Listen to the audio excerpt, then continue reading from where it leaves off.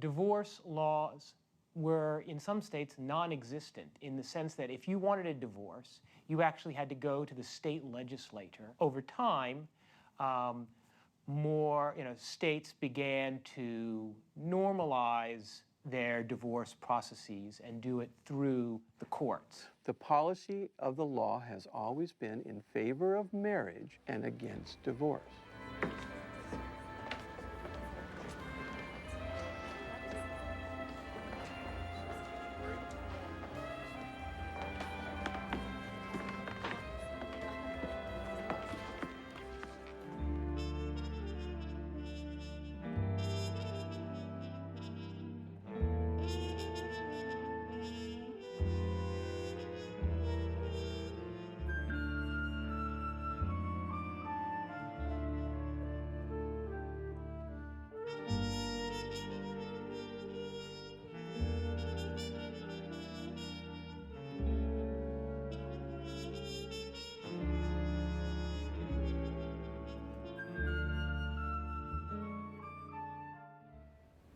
I made an appointment with a divorce attorney, and I suggest you do the same. Come on, Bets. What are you doing seeing a lawyer? I want to be civilized about this. Please don't act surprised. You've had a tough couple of weeks. We all have.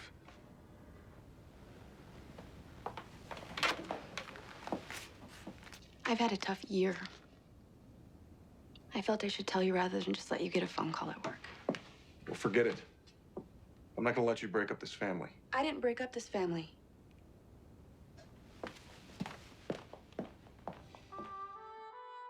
Different states have different approaches to family law, and different states had different rules about divorce. Some states allowed for divorce after a shorter period of separation, had lower standards for adultery, had a more liberal interpretation of the different fault-based grounds, and so forth. Well, the grounds for divorce in the 50s and 60s varied from state to state, but the primary ones were adultery, desertion, physical cruelty, and mental cruelty.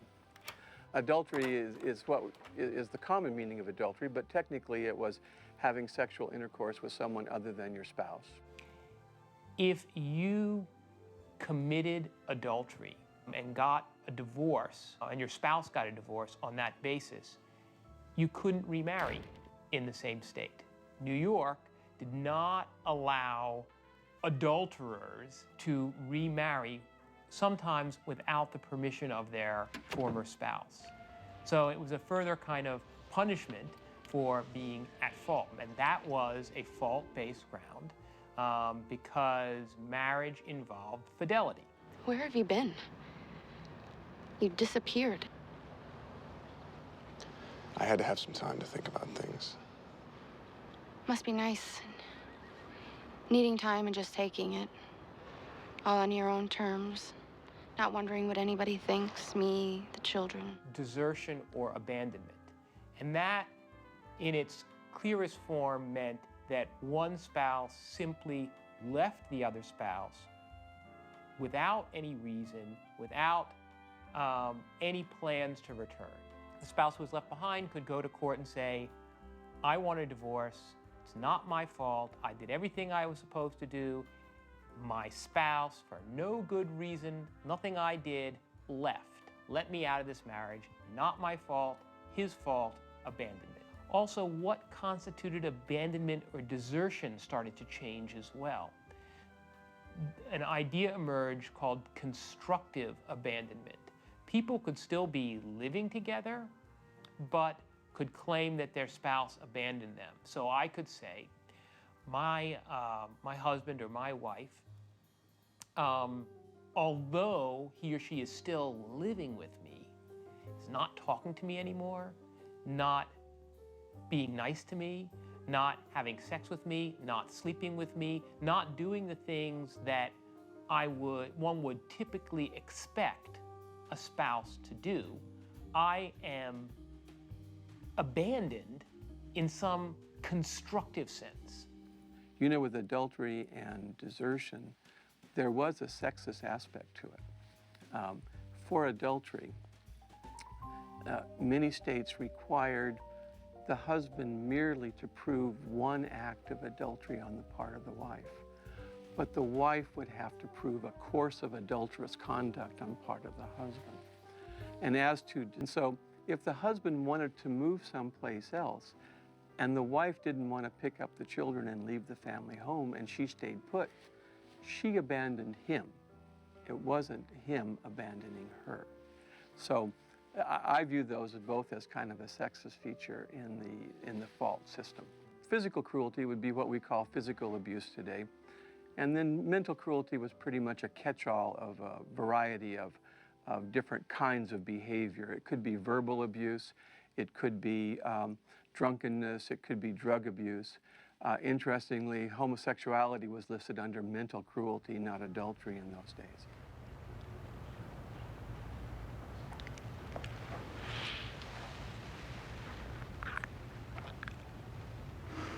Conviction of a crime or imprisonment, insanity, permanent insanity, those were also other grounds for seeking a divorce. So that if I could show my spouse has been put in jail, convicted of a crime, and has been imprisoned for a certain number of years, I could seek a divorce on that basis. The picture of divorce that the courts had, that states had, was very different than what we had today. They had the idea that a divorce was an adversarial proceeding in which one party was trying to prove that they were innocent and the other party was at fault in the failure of the marriage. The person who felt they had been wronged would file a document with the court called a complaint. And the complaint would state the grounds for divorce, adultery, cruelty, whatever it was. That document would then be sent to the other party, and they had the opportunity to file another document called an answer. And this document would deny that they had committed adultery, for example, or deny that they had committed physical cruelty. They could choose not to file that paper, and then the divorce would go through by default. But quite often, in fact, I would guess most of the time, people would file the answer, and then if they didn't negotiate a settlement somewhere along the line, it would proceed to a trial. All the time the fault system was going on in the 50s and 60s, a few states added another ground for divorce, and it was called living separate and apart. And living separate and apart, actually, even though we think of it as something modern, did start in the 50s and 60s. At first, it was used only in those situations where people went to court and said, we can't live together, we don't want a divorce, would you declare us legally separated? And in those situations, after the couple had been legally separated for a while, the court said, well, we'll let you get a divorce now. They sort of threw their hands up and said, okay, you've shown us you're living apart, you can get a divorce now. And then some states sort of abolished that requirement that they had to have a legal decree of separation, and just said if they're apart for a lengthy period of time, they could grant a divorce. And the time periods ran from 2 years to 10 years, maybe the most common being 3 to 5. Those states, and I don't know which one did that first, those states were actually the precursors of no-fault divorce, because the criteria was you're not living together, you're not supporting each other, we're going to let you have the divorce if you stay apart for X amount of time. I was divorced in 1967, but I was separated in 1965. That kind of gives you a clue of how long it took me to get to the legal divorce. And at that time, I was living in Madison, Wisconsin. Their divorce laws were what they were around the country. They were fault-based. I didn't know much about divorce laws. I didn't know anybody who was divorced. And so I was quite innocent in many ways about what this was going to be like to go through this, because I'd never, known anybody. The only thing I knew is what showed up in the headlines of newspapers, which were the worst possible case scenarios. The only way that I could leave their marriage was to find my husband at fault, blame him. What was that? What? That. Him. Felt like someone turned the oven on when I came back in here with that bottle. That's ridiculous. Bullshit. Nothing happened, Don, other than your drunk boss ruining our evening. Can we leave it at that? You seem to be having a grand time.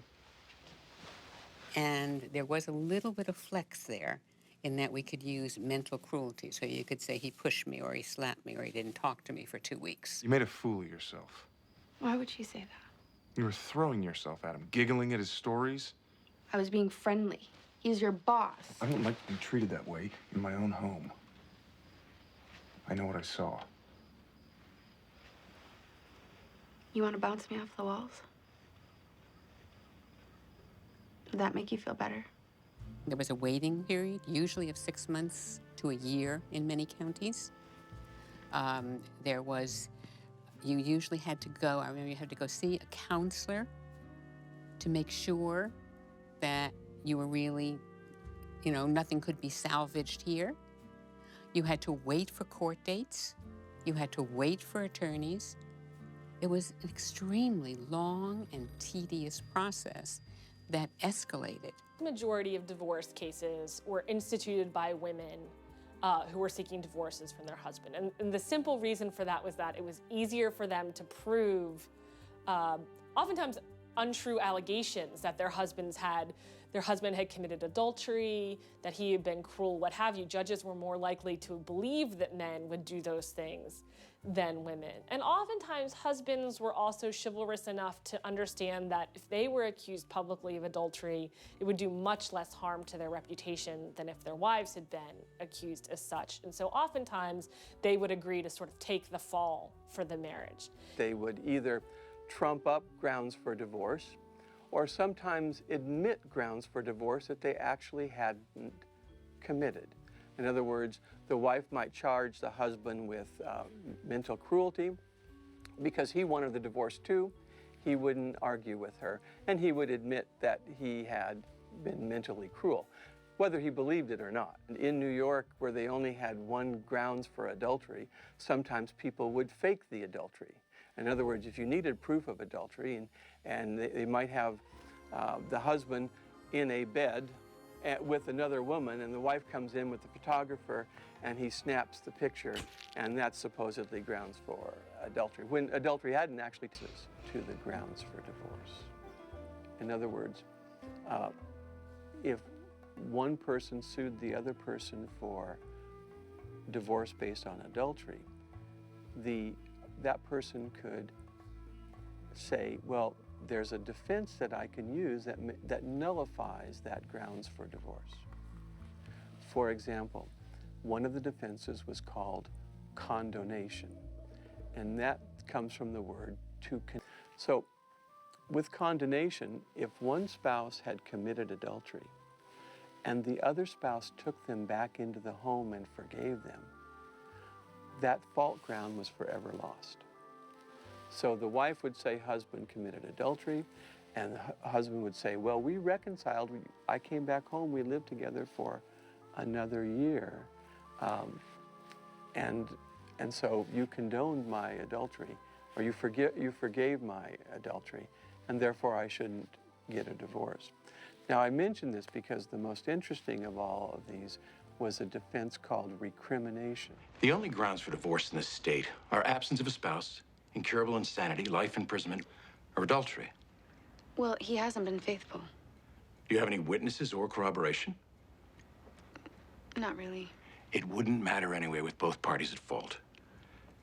No, we haven't. We aren't. Ken, what are you doing? And recrimination was a doctrine that said, if both parties have grounds for divorce, neither party will get the divorce. In other words, husband could be committing adultery, wife could be committing mental cruelty on the husband or deserting the husband, and the court might not grant the divorce.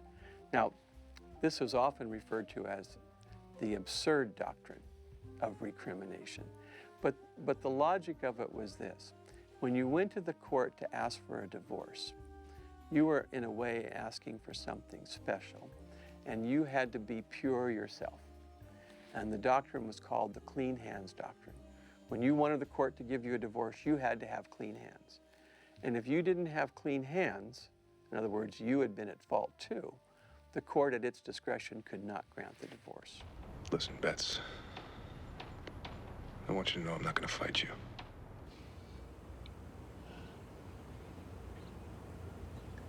Thank you.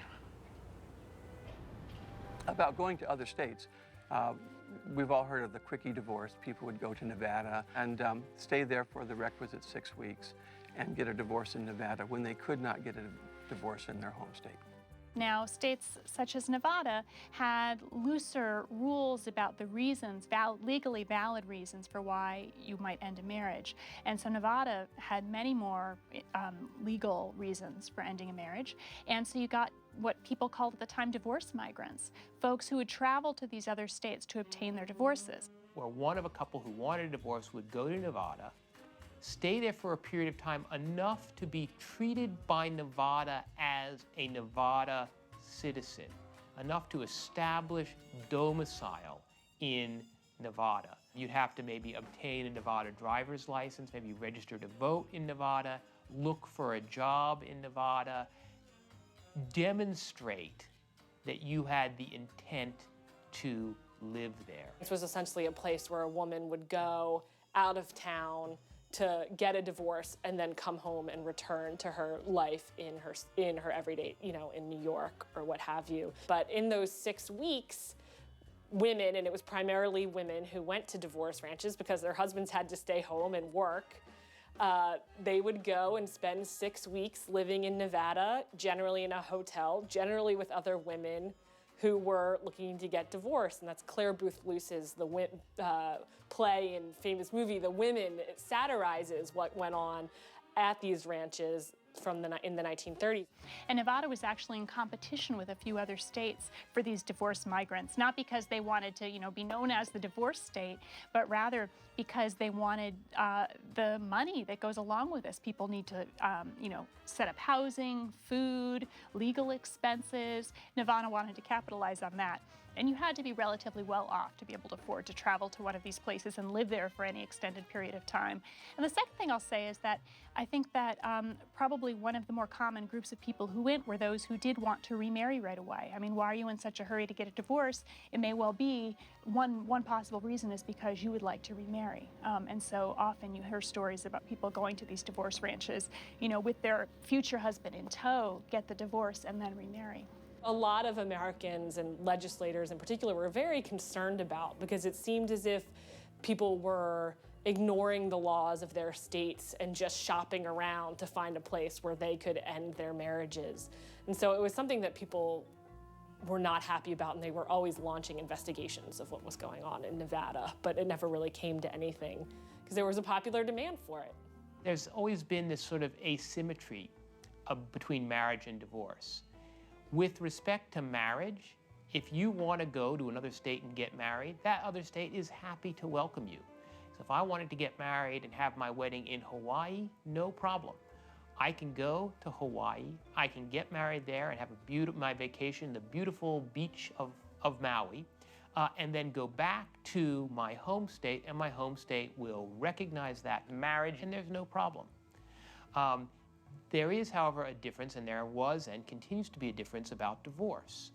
I can't go to another state and get a divorce there. That other state will say, hey, wait a minute, what are you doing here asking for a divorce? A divorce takes up time in our courts. It takes up, it's a long process, and we don't want people jurisdiction shopping.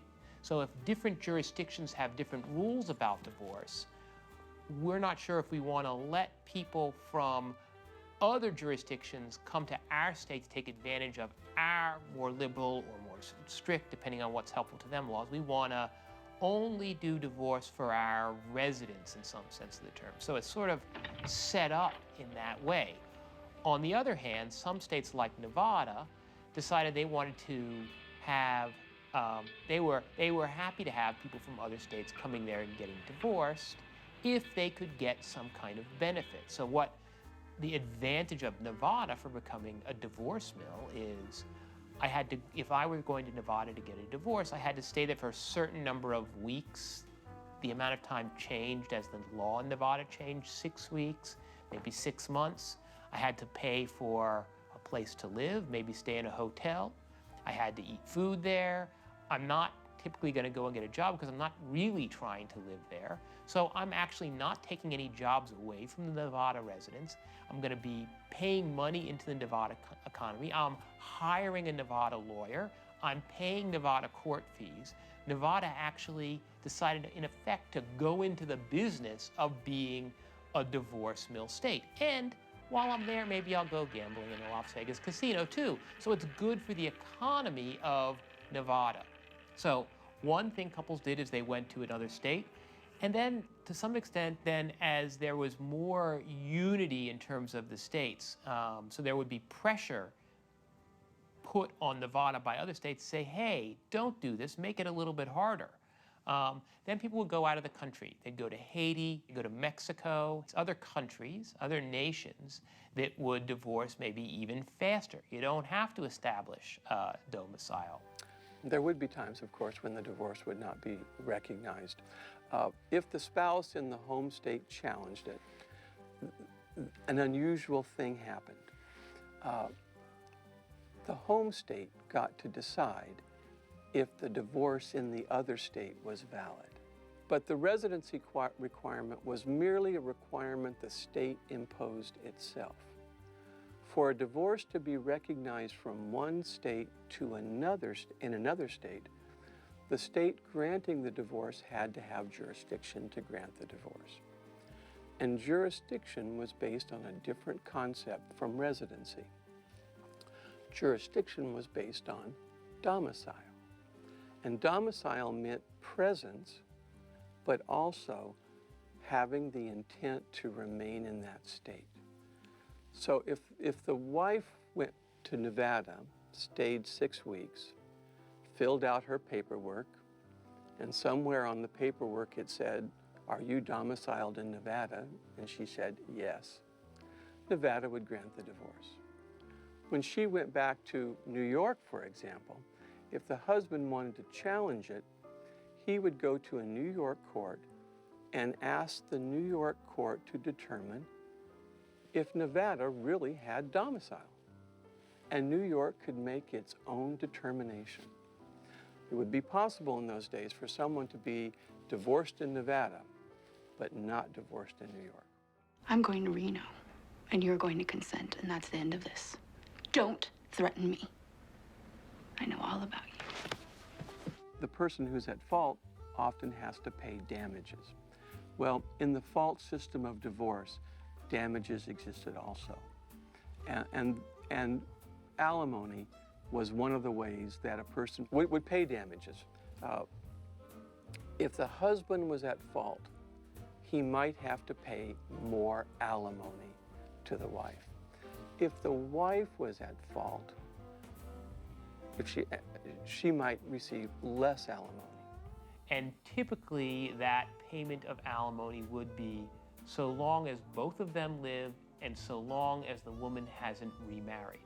If a woman remarried, typically the ex-husband's duty to pay alimony would be terminated. Similarly, if he died or she died, the duty to pay alimony would also be terminated. In Roman law, I know that originally divorce was only available to men, and married women could not own property. Even if they had property that they owned before they got married, it became their husband's property after they got married. And it was only because of these statutes that women began to be able to hold property as married women. This is the stuff of some early English novels and things like that.